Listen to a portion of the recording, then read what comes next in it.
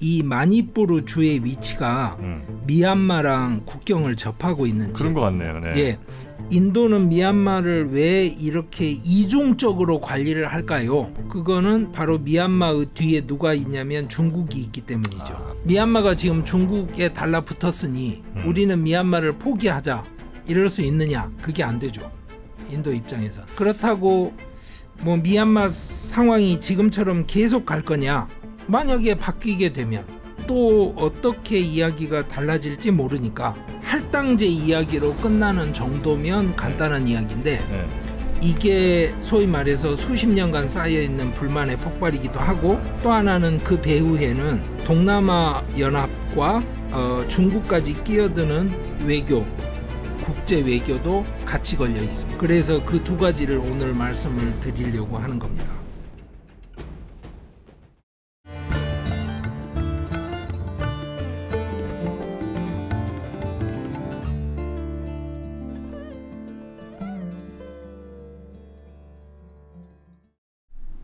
강성현 교수의 남아시아 인사이드, 오늘도 아주 흥미로운 남아시아, 특히 인도 이야기 여러분께 전해드리겠습니다. 반갑습니다. 저는 정프로고요. 오늘도 함께해 주실 강성현 교수님 어서 오십시오. 예, 안녕하십니까. 네, 반갑습니다. 언제나 멋진 우리 강성현 교수님과 함께 오늘은 인도의 어떤 혹은 어디 얘기를 좀 해봅니까? 오늘은 마니푸르라는 곳에 대한 이야기인데요. 아마 마니푸르? 예, 아마 들어보신 적이 별로 없을 거예요. 잘 모르겠네요. 인도에서도 그러니까 좀 심한 표현으로 하자면 인도 사람들 대부분이 오지라고 생각하는 곳. 아, 인도에서도 오지. 그러니까 자기들이 오지라고 생각을 하죠. 그리고 사실은 인도 주류 사회에 뭐 영향을 미친다거나 뭐 이런 곳은 전혀 아닌 곳인데 네. 이곳이 뭐 국제 정세에서도 상당히 중요할 만한 그래요? 곳이고 사실은. 그런데 또 하나는 그곳에서 지금 폭력 충돌 사태가 나가지고요.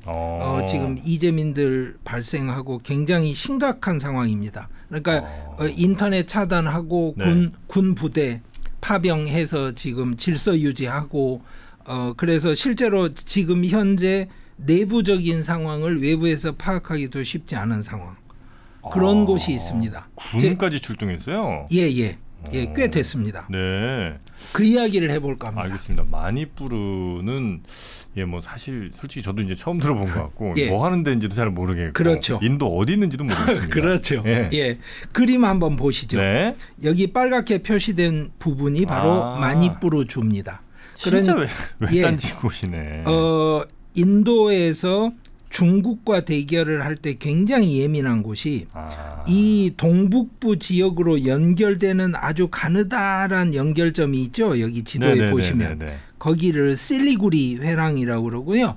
사람들 일반적으로는 닭목이라고 부릅니다. 닭목.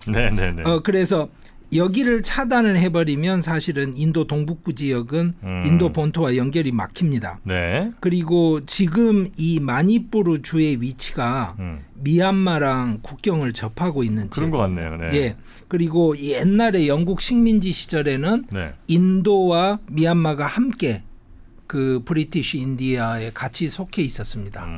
그러다가 먼저 이제 미얀마가 나간 거고요. 네. 그래서 이쪽은 산악 지역이고 사람들도 다릅니다. 그러니까 저희 한국 사람 비슷한 외모를 한 사람들이 살고요. 그래요? 예, 언어도 티베토 버먼, 그러니까 티베더나 버마어하고 가까운 언어를 쓰는 지역이고, 이러니까 사실 우리가 아는 인도하고는 굉장히 거리가 멀죠. 좀 전형적인 동아시아 분들 얼굴 생김새와 비슷하군요. 아세안 생각하시면 됩니다. 저희들이 뭐 베트남이든 어디죠, 미얀마든 이런데 그 관광 가서 뵙는 마니푸르라는 이름은 사실은 머니라는 말이 산스크리트어로 보석이라는 뜻이에요. 그리고 뿌라가 원래 도시라는 뜻이니까 마니푸르 그러면 보석의 도시. 뭐 잘 사는 동네였었어요 옛날에? 아니요. 옛날 왕국 이름이 마니푸르였습니다. 근데 사는데 문제가 없죠. 왜냐하면 고산 지역 사이사이 계곡에 물이 있고 쌀 농사가 가능한 지역이니까 실제로 뭐 굉장히 살기 어렵고 척박하고 뭐 히말라야처럼 이런 곳은 아닙니다. 그런데 이제 그 마니라는 말은 여러분들 일반적으로 그 온마니 반매움 하지 않습니까? 네. 예, 그 마니도 이 마니입니다. 보속이라는 아, 뜻입니다. 아, 그래요? 예, 예, 예. 그래서 이쪽 지역에서 지금 인종 내지는 종교 내지는 뭐라고 해야 될지 모르겠는데요. 네. 집단 간의 그 충돌이 나서 거의 뭐 계엄령 상태다 이렇게 생각하시면 됩니다. 얼핏 보기에는 하여튼 인도 안에서도 굉장히 좀 작아 예. 보이는데 예. 이 안에서 또 종교 문제 뭐 이런 게 예, 충돌을 그렇습니다. 지금 이 마니푸르라는 주에요. 네. 다음 한번 그림 보시면 여기 그 동북부 여러 주들이 있는데 네. 그 중에 마니푸르의 수도가 임팔입니다. 네네네. 예, 이쪽에 있고요. 이 마니푸르 주 크기가 그러니까 전라남도하고 경상남도를 합쳐놓은 정도 크기입니다. 면적으로는. 전남, 경남. 예, 예. 네네. 그리고 인도 중앙의회 의석으로는 하원에 네. 2석의 의석을 가진 지역입니다. 그런데 이제 여기서 문제는 뭐냐면 여기 안에 인구가 한 285만 명 정도 되거든요. 2011년 기준으로. 여기에만 예, 200 마니푸르 에만 주에 사는. 아. 예. 은근히 많이 사시네. 예, 예. 그런데 지금 인도 1인당 GDP가 뭐 2,300, 2,500 뭐 이 정도인데요. 네. 여기 1인당 GDP가 940달러입니다. 네? 왜 이렇게 또 소득이 떨어져요? 그러니까 이제 그 인도 주류 음. 들이 보기에는 그냥 오지인 것이죠. 좀 깡촌 뭐 이런 예, 느낌. 예, 산악 네. 지역에 아무것도 없는 오지. 그렇게 생각을 하시면 되고 네. 여기서 쓰는 언어가 그 마니뿌리라고 부르기도 하는데 공식적으로는 메이테이라고 불러요. 메이테이. 네. 예, 그게 뭐냐면 여기 이 주에 사는 사람들의 대부분이 메이테이족에 속하는 사람들입니다. 네. 그런데 아니 어쩌다가 문제가 생겼습니까? 그러면 아주 간단하게 말씀드려서 이런 예, 겁니다. 예. 마니푸르 주의 53% 정도가 메이테이족이에요. 이 사람들은 힌두입니다. 네. 그런데 나머지 부족들이 있을 거 아닙니까? 네네네. 그게 뭐 나가족이 한 24%, 뭐 꾸끼라고도 부르고 쪼라고도 하고 미조라고도 하는데 이 사람들이 한 16% 되는데 네. 메이테이가 아닌 소수 종족들은 많은 경우에 기독교도들입니다. 그래서 이 메이테이는 힌두잖아요. 네.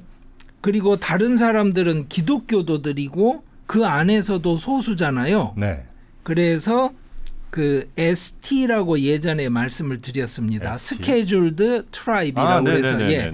그러니까 불가촉천민은 스케줄드 캐스트라고 그래서 보호 대상이 되고 네. 근데 스케줄드 트라이브라고 그래서 지정 부족에 해당이 되면 보호 대상이 되죠. 부족민. 네. 그러니까 마니푸르에 있는 메이테이는 아니고요. 나머지 나가족, 꾸끼족 이런 사람들은 ST에 해당이 됩니다. 네. 그래서 그 사람들이 해당이 되니까 뭐 하겠어요? 다 저 공무원. 네, 그러니까 그분들은 이제 뭐 할당이라든지 그렇죠. 이런 게 핵심이 있는 거죠. 할당이죠. 네네. 예, 그리고 보조금 뭐 이런 네. 것도 있을 거고 그랬는데 문제는 뭐냐면 이 메이테이들 입장에선 아니 이 사람들이 쓰는 언어도 티베토 버마 언어고 인도 전체 숫자로 보면 많지도 않고 네. 그렇잖아요. 네. 그리고 소득도 굉장히 떨어지고 네. 그러니까 아니 우리도 ST 시켜달라 요구를 할 거 아닙니까? 예. 그렇죠?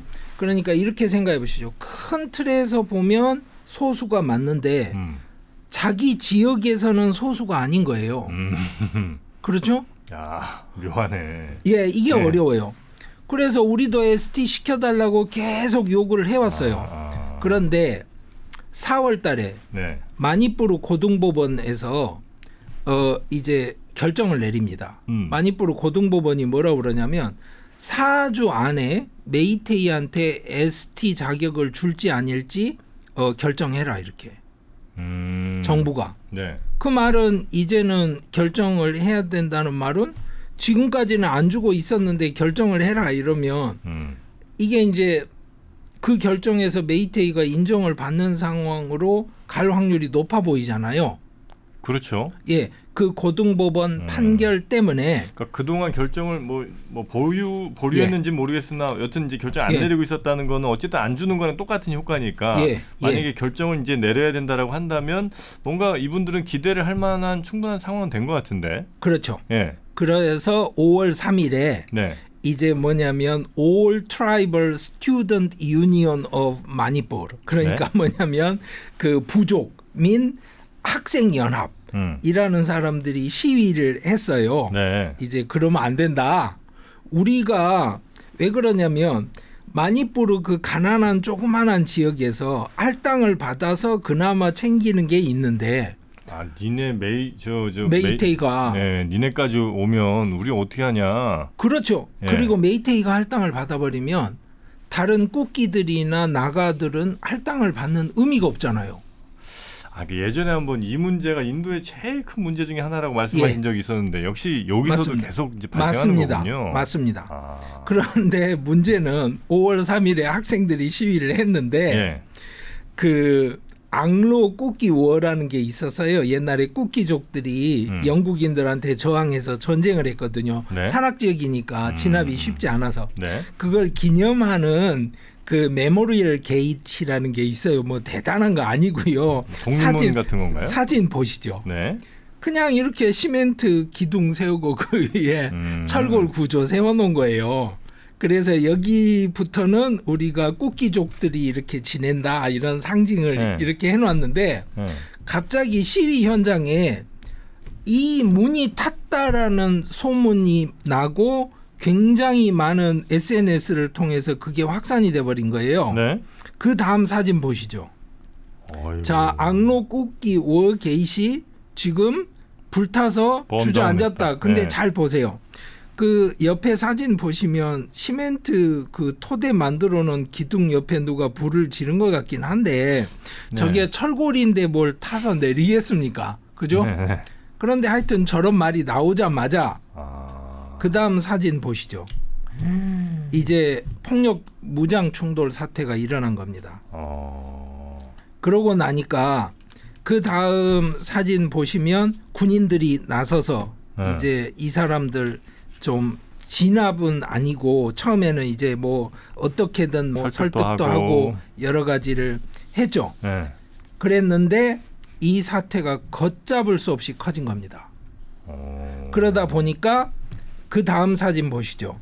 여기 있는 사람들이 지금 자기 마을이 불타고 사람들 죽고 이러니까 피난을 가야 되잖아요. 그러니까 마을에서 피난을 와서 지금 이렇게 여기는 군대나 경찰이 관리하는 보호소입니다. 보호소라는 게 따로 뭐 있는 건 아니고요.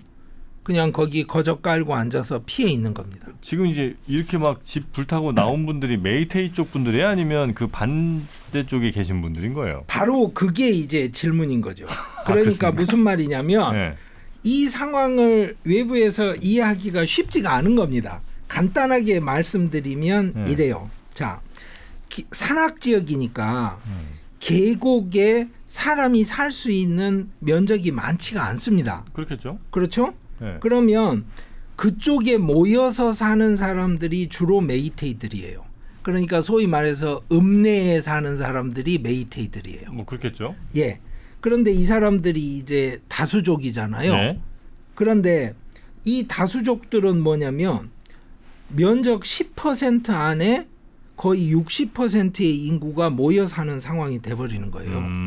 그러니까 이 사람들은 너무 불만도 많죠. 그런데 그 안에서 폭동이 일어나면 그 10% 면적 안에 있던 마을에서 다른 데로 빨리 피해야 되는 거예요. 왜냐하면 꾸끼들, 특히 꾸끼들이 이제 굉장히 많이 그 뭐라 그래요? 무장 충돌 전면에 나섰는데요. 예, 왜냐하면 그간 메이테이들한테 우리 너무 당했다 이건데 그런데 자 그런 상황이면 그러면 메이테이가 희생자냐 이렇게 물으면 자 읍내에 사는 게 아니라 산에 사는 거예요. 다른 사람들은 그러니까 면적이 90%에 산다 이렇게 말을 하면 너희들은 넓은 데 살잖아 이렇게 말을 할 수가 없잖아요, 사실은. 그럼 살만한 땅이 아닌. 그렇죠. 우리는 힘든 데 산다. 네네네. 그런 거잖아요. 네. 그리고 거기에 인구가 40%가 사니까 네. 야 너희들은 편한 데 앉아서 거기 자리 잡고 이렇게 갑질하면서 사는데 우리는 힘든 곳에 살고 이렇게 사는데 왜 이래 이런 겁니다. 그런데 마침 메이테이가 갑자기 ST 지위까지 인정을 받는 상황이 온다고 그러면 네. 이건 아니지 이게 이제 폭발을 했는데 이게 단지 그렇지 않다는 걸 오늘 말씀을 드리려고 하는 겁니다. 또 그렇지가 않습니까? 예, 그러니까 뭐냐면 할당제 이야기로 끝나는 정도면 간단한 이야기인데 이게 소위 말해서 수십 년간 쌓여 있는 불만의 폭발이기도 하고 또 하나는 그 배후에는 동남아 연합과 중국까지 끼어드는 외교, 국제 외교도 같이 걸려 있습니다. 여기에요? 예. 그래서 그 두 가지를 오늘 말씀을 드리려고 하는 겁니다. 외교가 껴들 필요는 별로 없는 것 같은데. 그러니까요. 예. 우선 제가 이 정치 상황을 좀 말씀을 드릴게요. 다음 그림 보시면 네. 작년입니다. 작년에 마니푸르주 선거가 있었습니다. 그러면 이 선거에 지역구가 있을 텐데 지금 마니푸르 주의회가 의석이 60개입니다. 그러니까 과반을 하려면 31석이 필요하죠. 네. 그런데 작년에 그 32석을 BJP가 얻었습니다. 과반했네요. 예, 과반을 했죠. 그러니까 지금 모디 총리가 이끄는 BJP가 그 과반을 장악을 한 겁니다. 그러면 여기 그림에서 지금 두 번째, 세 번째로 나오는 NPP, INC, JDU 이건 뭐냐? INC는 아시는 그 간디 네루 집안의 전통을 잇는 콩그레스. NPP나 JDU는 NPP는 2012년에 분당으로 생겨난 당이고요. JDU는 자나타 달인데 가로 열고 유나이티드라고 쓰는. 지난번에 말씀드렸죠. 인도 정당 이름 중에 뒤에 괄호가 붙어 있으면 분당에서 만든 당이다. 예, 2003년에 예, 만든 지역 정당 성격이 강한 당들입니다. 자, 그런데 이 선거에서 또 드러나는 게 주의회 60석 중에 19석이 ST에게 할당이 되어 있습니다. 그렇지 않습니까? 소수 민족들이 많이 사니까 그 사람들한테 할당을 해줘야 되죠. 그러니까 19석을 꾸기나 나아가 같은 기독교도들이 받게 되죠. 그러면 아니 메이테이가 보기에는 그거는 선거가 아닌 거죠. 자기들끼리 그냥 정해놓고 하는 거잖아요. 그냥 3분의 1가량을. 예. 그리고 40석 가지고 싸우는 건데 실제로 이 선거 결과에 40석이 일반적으로 오픈해서 이제 선거를 치르는 건데 이걸 제너럴이라고 그럽니다. 네. 인도에서는 할당하고 상관없는 건 무조건 제너럴이라고 불러요. 그런데 메이테이가 39석을 차지를 했습니다. 숫자가 많으니까요. 네. 인구가 많으니까.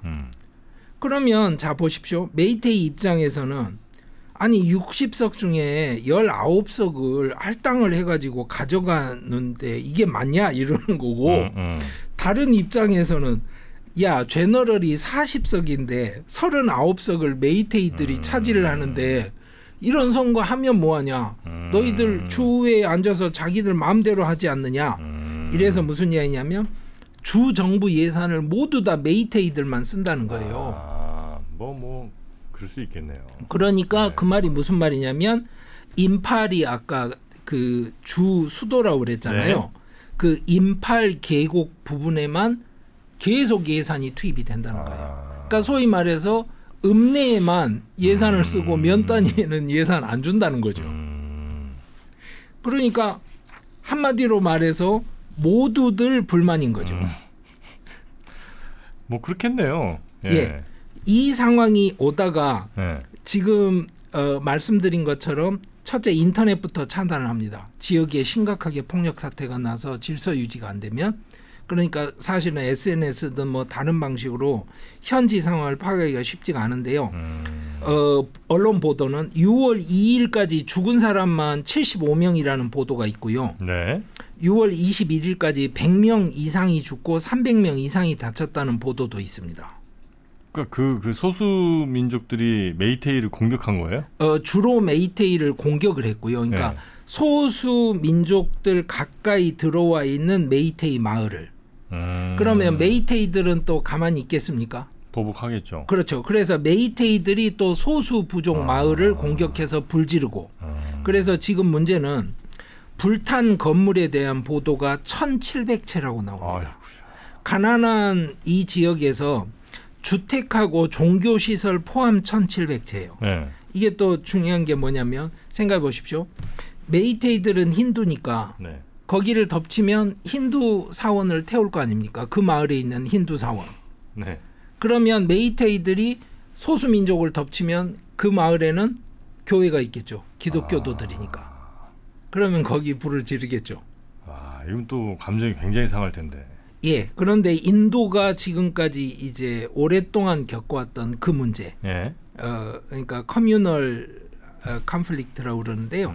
이걸 뭐 인종 단위라고 하기도 그러고 종교 단위라고 하기도 그런데 하여튼 단위들끼리 부딪히는 상황. 그래서 지금 자기 집에서 못 살고 피난 간 사람이 35,000이라고 그러고요. 지금 아까 그림에 나왔잖아요. 이재민 캠프. 네. 그게 315개가 차려졌다고 그래요.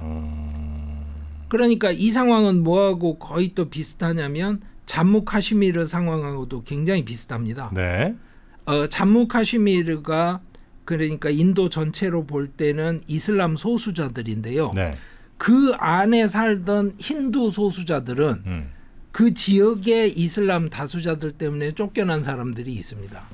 그걸 카슈미르 반디시라고 그러는데요. 네. 하여튼 그러니까 이게 진짜 다수인지 소수인지를 따지기도 쉽지 않은 상황에서 이런 충돌이 일어나니까 결국은 이제 인도 중앙 정부는 정해진 대로 일상적으로 하던 대로 가는 겁니다. 첫째, 네네. 군을 동원해요. 둘째, 통행 금지령을 내립니다. 네. 그리고 인터넷을 차단시켜요. 그리고 그런 걸 하기 위한 법도 예전에 미리 다 만들어 놨습니다. 이런 일들이 종종 있다 보니까 그리고 나서 지금 현재 17,000명 정도 병력이 투입이 됐는데 긴급시 현장 발포하라라는 명령이 하달된 상태에 투입된 병력입니다. 아니 그 어쨌든 민간인들이고 뭐 특별히 뭐 총기를 갖거나 그러진 않았을 거 아니에요. 지금 실제로 국가에서 발표해가지고 계속 이제 그 뭐라 그래요? 호소하는 부분 중에 하나가 탈취한 총기 반납하십시오부터 여러 가지.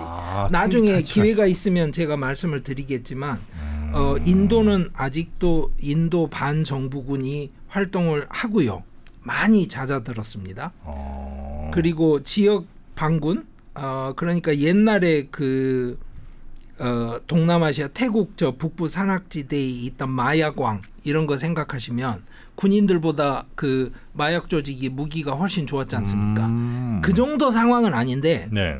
비슷한 정도의 가능성이 있다고 생각을 하셔야 됩니다. 아 그래요? 예. 그래서 아니 도대체 이게 그 주유소에 유증기가 가득 찬 상태에서 이 불꽃 당기는 것처럼 팡 터진 건데 네. 유증기는 어디서 왔습니까? 이게 문제잖아요. 무슨 불만이 얼마나 누적된 거냐. 그렇죠. 네. 이 이야기부터 해볼게요. 첫째, 아까 말씀드린 게 네. 메이데이들은 사람 수가 많은데 10% 안에서 산다고 그랬잖아요. 왜냐하면 다수니까. 네. 그리고 ST가 아니니까. 이 사람들은 보호 대상이 되는 부족민들이 사는 산을 구입할 수가 없어요. 임야 구입이 안 됩니다. 그러니까 무슨 말이냐, 메이데이들이 아무래도 이제 주류고 돈도 많을 거 아니에요. 그런데 산을 살 수가 없는 거예요. 네. 임야 구입이. 네. 그러면 소수민족들은 메이데이가 산을 살 수 있게 해준다 그러면 어떻게 되겠어요? 우리를 여기서도 쫓아내냐? 그렇지 않습니까? 네. 양쪽 다 불만이죠. 그런데 국가에서 이제 주정부에서 계속 이런 발표를 많이 했어요. 그 대마 재배는 불법이니까 하지 마라.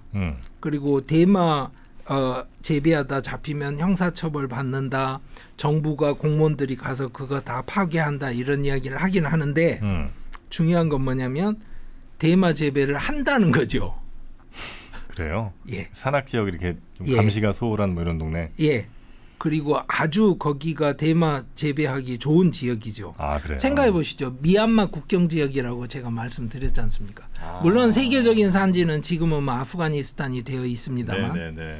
그리고 또 하나는 나중에 좀 말씀을 드리겠습니다만 많은 경우에는 저기에 정치적 이권을 가진 사람들이 대마 재배를 해서 그것으로 돈을 벌고 무기도 가지고 있고 인신매매도 하고 여러 가지를 합니다. 그러니까 정부에서 대마 재배하지 마 이런 발표를 하면 다 맞는 말처럼 들리지만 가난한 농민들 입장에서 야 우리 이렇게 해가지고 입에 풀칠이라도 하고 사는데 이것도 못하게 한다고 이렇게 되면 또 이제 이야기가 복잡해지죠. 굶어 죽는 것보다 깜빵 가는 게 낫지. 예. 그래서 아프가니스탄에서 그 미군들이 아프가니스탄 점령했을 때도 대마 밭을 파괴를 하고 나면 반드시 거기에 생존 대책을 세울 수 있는 프로그램을 마련을 하는 전략을 썼었습니다. 처음에 해보고서 이게 안 된다는 걸 배운 거죠. 근데 이제 지금 그런 전략을 제대로 쓰지는 못하는 상황이고요. 또 하나 자연보호구역에 산림이 훼손되면 안 되잖아요. 네. 그건 맞는 거잖아요. 그러니까 산림 현황 조사를 본격적으로 시작을 했습니다. 네. 산림 현황 조사라는 말은 뭘까요? 소수민족들이 받아들이기엔 우리 사는 거를 지금 다 조사를 해서 조금 있다 여기를 다 토지 측량 마친 다음에 거래할 수 있게 풀어주겠구나. 세금 걷어가겠구나 뭐 이런 생각들. 예. 이걸 지금 몇 년째 하고 있으니까 불만이 많죠. 그런데 메이데이들은 또 뭐라고 그러냐면 야 산에 자리 잡고 눌러붙어 앉아서 대마 농사도 뭐 하는 것 같은데 아니 이 자식들이 거기에 있는 산림 현황 조사도 못하게 자꾸 막는다고? 이게 뭐야 이렇게 되는 거죠. 나란 말을 뭘로 하는 거야 얘네들은. 그렇죠. 그러니까 이게 자꾸 불만이 부풀어 오던 차에 문제는 2021년에 미얀마 쿠데타가 터집니다. 미얀마 쿠데타? 네네네. 예. 그래서 그 다음 사진을 한번 보시죠. 마니푸르하고 미조람 지역이 이제 물론 그 옆에 주도 마찬가지인데 미얀마하고 이렇게 국경을 접하고 있는데요. 네.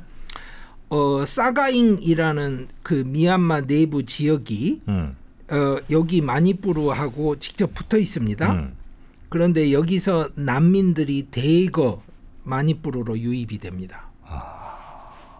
그런데 네. 이 난민들이 실제로 꾸키 집단하고 그 연대가 굉장히 강한 또 친해요. 예, 사람들입니다. 하긴 뭐 삶의 방식이라든지 뭐 여러 가지 언어에서부터 비슷한 것들이 뭐 많으니까. 친인척들도 있고 뭐 거기 국경이라는 게 뭐 그렇게 관리가 되는 곳이 아니니까 오며 가며 서로 여러 친분 관계도 있고 그러면 문제가 이런 거죠. 아니 지금 꾸키가 막 늘어난다고 이렇게 되는 거죠. 안 그래도 좀 마음에 안 들던 애들인데 숫자 적을 땐 그냥 어떻게 좀 참아봤는데. 예. 저 미얀마에서 막 애들 넘어와갖고 쿠키처럼 해갖고 자꾸 뭔가 이렇게 좀 위협적인 걸로 느껴지니까 이쪽에서는 조금 불편했겠군요. 그렇죠. 그 압력이 굉장히 높아진 겁니다. 그러니까 군은 군대로 저 불법 무기 지금 가진 사람들이 한둘도 아니고 감당이 안 된다. 행정부는 행정부대로 말도 안 듣고 이게 말이 되냐 이런 거고 주민들은 각자 저 행정부는 메이데이 편이고 군은 델리에서 있는 저쪽 힌두교도들 편이고 그러면 우리는 우리 목숨을 우리 스스로 지켜야지 이렇게 되는 거죠. 그러니까 서로 믿지를 못하는 상황에 이런 폭력 사태가 생겨버리니까 트럭이 못 들어갑니다. 지금. 트럭이 못 들어가면 음식하고 의약품이 거기 들어가질 못해요. 마니푸르에 트럭이 못 들어가요? 예. 왜 그러냐면 군대가 지금 다 막고 있으니까요. 그러다 보니까 지금 생필품 가격이 뭐 몇백 퍼센트, 몇천 퍼센트 뭐 폭등했다는 소문은 있는데 구체적인 데이터는 없습니다. 그래서 그 다음 사진 한번 보시죠. 네. 이게 6월 8일 금년 6월 8일 사진입니다. BJP의 2인자 내지는 3인자로 불리는 아밋 샤가 내무장관이거든요. 그 사람 관저 앞에서 국기 여성 연합 사람들이 조직한 시위입니다. 그러니까 국기 라이브스 매터. 그러니까 국기 사람들도 소중하다. 그렇죠. 미국에서 한참 썼던 표어잖아요. 그러네요. 근데 여기 보십시오. 몇 명이나 모여 있는지. 그리고 이 여성분들 보면 외모가 거의 우리에게 익숙한 외모들이죠. 진짜 그러네. 인도 사람들 우리가 알고 있던 그 모습이랑은 조금 다르네요. 예, 그렇습니다.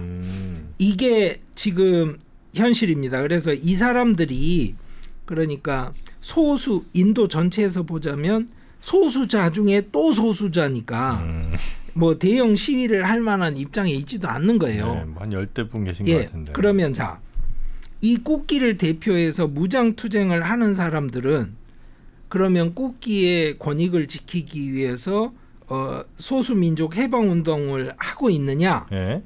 이게 이제 문제인데요. 무장단체가 여러 개입니다. 첫째는. 그러니까 각자 알아서 하는 거고요. 네. 계곡에 자리 잡은 무장단체가 한 30개 정도 되는 걸로 알려져 있습니다. 전형적인 예를 한번 들어드릴게요. 이 사진을 한번 보시면 무장단체에서 2019년에 아까 아밋 샤 말씀드렸죠. 내무장관. 네네. 그 사람한테 보낸 공식 편지가 언론에 흘러나왔습니다. 네. 그래서 알려졌어요. 여기 뭐라고 나와 있는 거냐면 이번 선거에는 공천권을 우리한테 달라. 그리고 네. 공천권. 네. 왜 그러냐면 제가 말씀드렸죠. 인도 하원 의석 2개를 마니푸르에서 가지고 있다.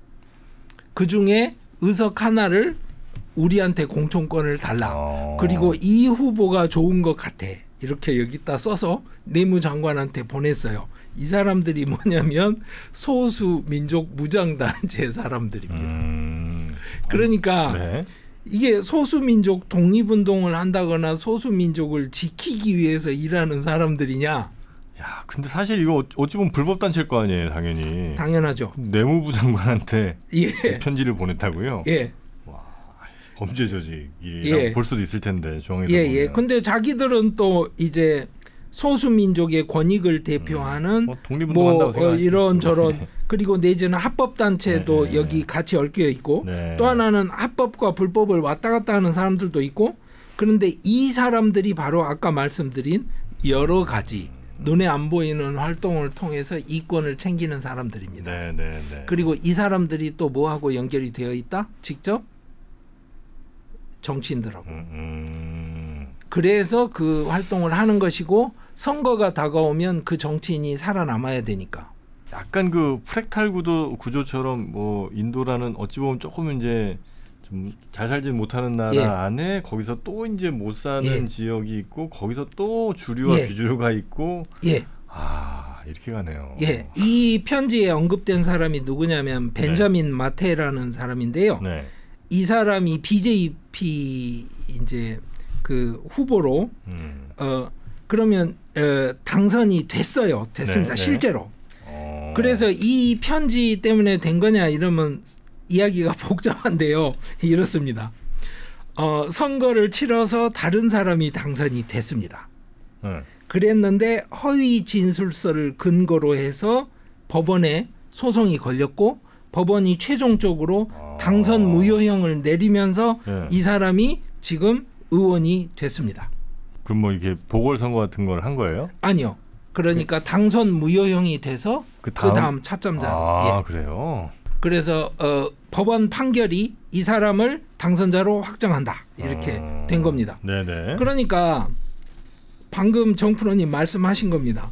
그 안에 또 뭐가 있고 또 뭐가 있고 또 뭐가 있는데 어느 쪽이 어느 편이고 어느 쪽은 뭐 정치인이고 어느 쪽은 뭐 아니고를 따질 수 있습니까? 이렇게 물으면 거의 불가능하죠.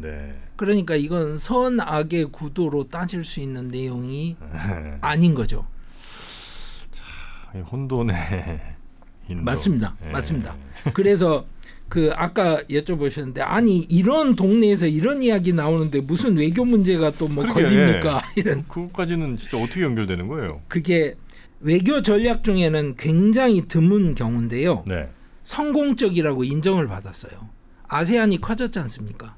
한국도 베트남, 인도네시아 지금 굉장히 중요한 파트너가 됐지 않습니까? 신남방 정책 예, 이런 걸로. 그렇습니다. 네. 그래서 이제 재집권을 하면서 네. 룩이 아니고 액트로 바꿉니다. Act East Policy. 네, 네. 그러니까 옛날에 했던 것보다 더 할 거야. 이렇게 해서 바꿔놨는데 네.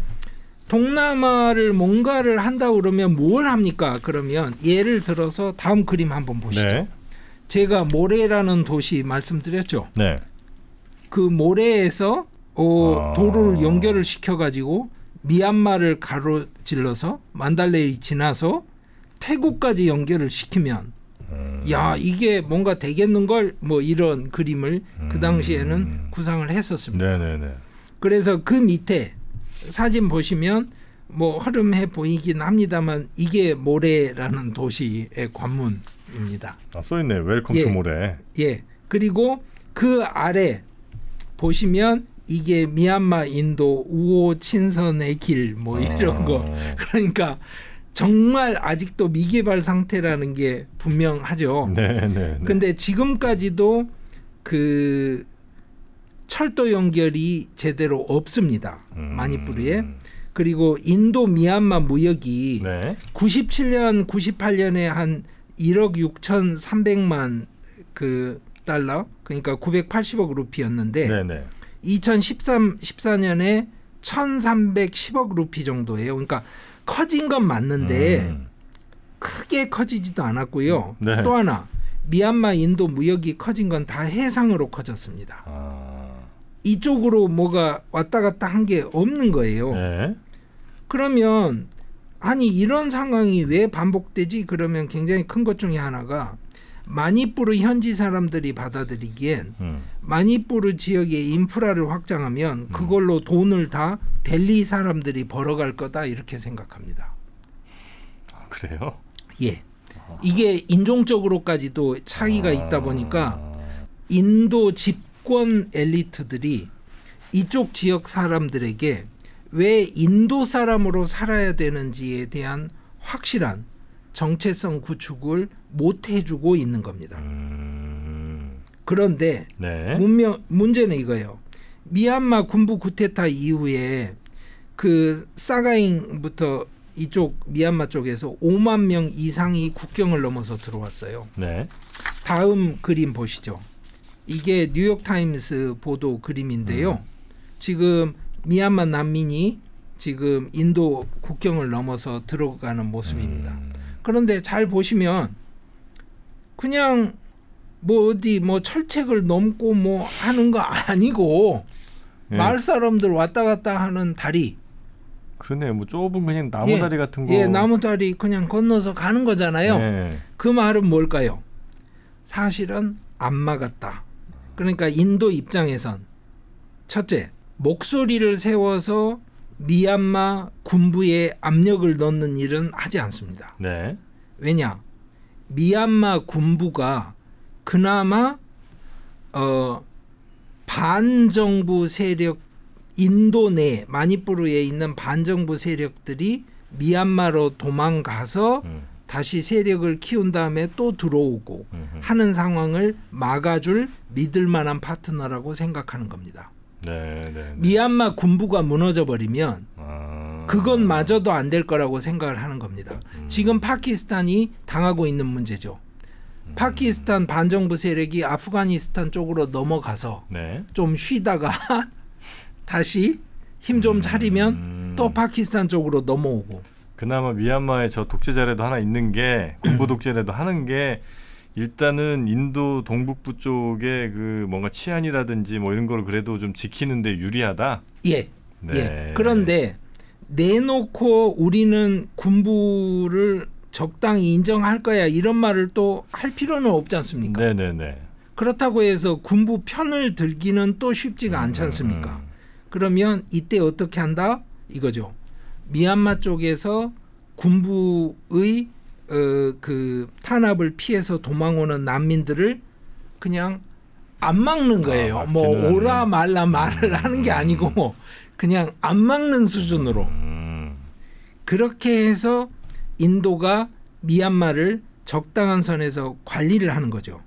그러면서도 앞으로 미얀마가 민주화가 된다거나 상황이 바뀌면서 뭔가 아세안 안에서 제대로 자리를 잡고 네. 경제 발전을 시작할 때는 미얀마에 올라타야 되죠. 그렇죠. 인도 입장에선. 네. 그 다음 그림 보시죠.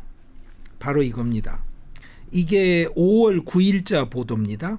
무슨 이야기냐면 시트웨라는 항구를 실제로는 인도가 개발해서 인도가 투자해서 만들어낸 겁니다. 바로 그냥 바다 건너 직선으로 가면 콜카타에 직접 연결이 됩니다.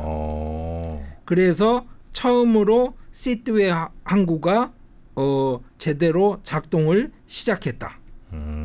그래서 콜카타에서 시트웨까지 이제 화물이 움직였다. 이 보도를 한 것이 23년 5월 9일입니다. 그러니까 5월 3일에 그 마니푸르에서 그 이제 무력 충돌이 일어나고 얼마 안 있다가 생긴 보도입니다. 그러면 이 그림을 보시면 인도가 미얀마를 어떻게 생각하고 있는지 잘 보실 수 있죠. 네네네. 그런데 물밑으로는 그러니까 난민들을 받아주는 방식으로 나름대로의 상황 관리를 하는 거죠. 그런데 그것이 누적이 되면서 마니푸르 현지에서는 이제 지역적인 그 생존 압력이 높아지고 네네네. 그래서 집단 간의 무력 충돌까지 넘어간 것인데 그러면 인도는 미얀마를 왜 이렇게 이중적으로 관리를 할까요? 그거는 바로 미얀마의 뒤에 누가 있냐면 중국이 있기 때문이죠. 그거 뭐 국제적으로 다 알려진 사실이고요. 그러면 미얀마가 지금 중국에 달라붙었으니 우리는 미얀마를 포기하자 이럴 수 있느냐? 그게 안 되죠. 인도 입장에선 관리를 해야 됩니다. 그렇게 하면 바보 같은 거죠, 뭐. 예, 맞습니다. 네. 그렇다고 뭐 미얀마 상황이 지금처럼 계속 갈 거냐? 만약에 바뀌게 되면 또 어떻게 이야기가 달라질지 모르니까. 뭐 반중 정부라도 좀 들어서면 또 그때 확실히 인도 편으로 만들 뭐 이런 것도 미리미리 조금씩 해놔야 되고. 그렇죠. 네. 그리고 군부가 예를 들어서 군복 벗고 네. 뭐 어떤 방식의 유화 조치를 취하면서 다른 방식으로 이제 민주화 과정에 일정 정도 떠밀려 가는 모습을 취할지 아닐지는 또 봐야 되는 거고요. 네네네. 어쨌거나 미얀마라는 곳을 관리를 하면서 이 아세안 국가들하고의 협력 구조를 강화를 해야 할 필요가 인도에게는 있고요. 구체적으로는 이게 이제 중국까지 걸려있는 문제다 보니까 인도가 예. 겉으로 보이지 않는 이중 행보를 여기 외교 전선에서 하고 있는 겁니다. 그러니까 처음 뭐 들어보지도 못한 동네 얘기를 왜 해주시나 했는데 물론 이제 그 사건 자체로도 꽤 이제 큰 폭력 사태이긴 합니다만 예.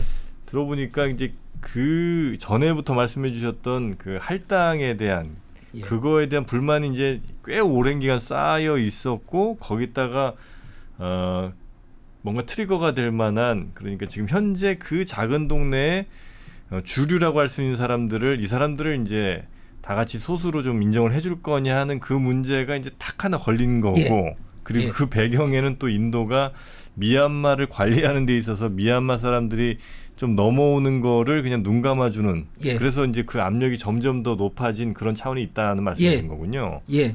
아 여기 근데 지금 이제 폭력 상황은 어느 정도 좀 정리가 된 거예요? 아니요. 아직도? 지금 아직도 이게 정리가 안 돼가고 있습니다. 근데 약간은 좀 온도가 떨어져 가는 것 같고요. 굉장히 많은 중앙 정치인들까지 마니푸르 방문하고 네네. 그리고 이제 소위 말해서 친여 성향의 단체들이 있지 않습니까? 네네. 양쪽 다 네. 메이데이든 꾸기든 그쪽에서는 이제 서로 종교 단체들끼리 화합의 뭐 종교 행사도 열고 이러는데 네. 그런데 가끔씩 또 어느 마을에 그 불 지르고 덮쳤다 보도도 나오고 그래서 아직까지는 완전히 안정화 단계에 접어든 것 같지는 않습니다. 인도에서도 제일 외곽이라고 할 수 있는 이곳 마니푸르 이름은 참 좋습니다. 보석의 땅 뭐 이런 데인데 거기에서 생긴 심각한 유혈 충돌 사태 여기에 대한 배경 그리고 앞으로 전망이라고 할 수 있는 거는 있을까요? 이게 굉장히 어려운 문제라서 아까 설명드렸고 또 정프로님 말씀하신 것처럼 그 안에 또 있고 또 있고 또 있는 문제라서 어느 차원에서 자르기가 굉장히 어렵습니다. 그래서 사실은 인도 주류 세력이 믿는 것은 어떤 거냐면 인도가 경제 발전을 이루어내면서 그 경제 발전의 혜택이 아래까지 퍼져나가는 단계에 가면 지금 마니푸르 1인당 GDP가 $900 조금 넘으니까 인도 평균이 2,000이 넘는데 최소한 마니푸르가 1인당 2,500, 3,000 뭐 이렇게 가는 상황까지만 간다고 해도 조금 나아질 텐데 이 사람들도 인도인으로서의 정체성을 받아들이고 그리고 전통적인 이 구조 소위 말해서 인종과 종교가 한 단위로 얽혀서 굴러가는 이 구조가 자본주의적 그 시장 경제 논리 안에서 해체되고 하는 과정이 일어날 거다. 그런데 그것이 시간이 걸리니까 지금 할 수 있는 최선은 터지지 않게 막고 그 상황에서 잘 관리를 하고 시간을 번 다음에 뭔가 좀 나아지고 나면 그 다음에 해결이 될 거다. 이런 식으로 접근을 하고 있는 거라고 보입니다. 너무 단순한 생각인 것 같긴 한데 이런 사건들 볼 때마다 그래도 같은 말을 쓰고 같은 문화권에서 이렇게 한 나라에 산다는 것도 참 복이다 하는 생각이 갑자기 또 들기도 합니다. 비슷한 모양의 사람들끼리. 인도. 하여튼 유혈 사태는 잘 좀 정리가 좀 됐으면 좋겠고요. 거기에 정치력을 좀 잘 발휘를 해주기를 바라면서 오늘은 여기서 마니푸르 사태, 유혈 사태를 좀 정리를 하고요. 다음 시간에 또 재밌는 인도 이야기 계속해서 좀 청해 듣도록 하겠습니다. 함께해 주신 우리 강성윤 교수님 대단히 고맙습니다. 감사합니다.